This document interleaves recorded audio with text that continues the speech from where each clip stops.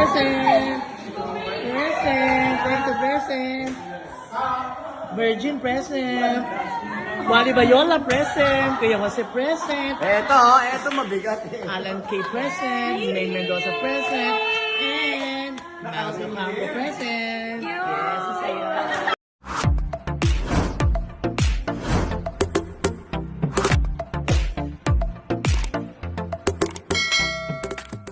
Eat Bulaga Dabarkads sumugod sa Arim Hot Spring Resort na pagmamay-ari ni Dabarkads Jose Manalo at kanyang misis na si Mergin Maranan Manalo.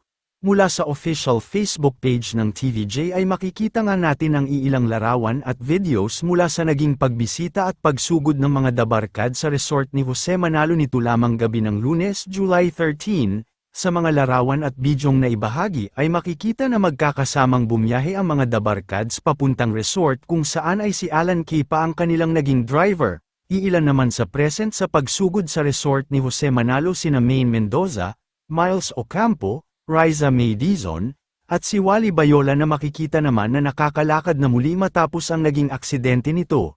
Samantala, sa ilan pang video na naibahagi ay makikita na napuno ng kasiyahan, tawanan at masasayang kwentuhan ang kanilang naging get-together.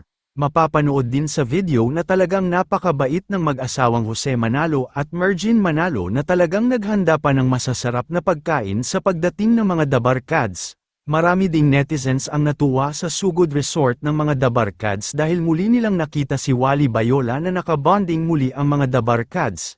Narito panuurin ang mga bidyong na ibahagi.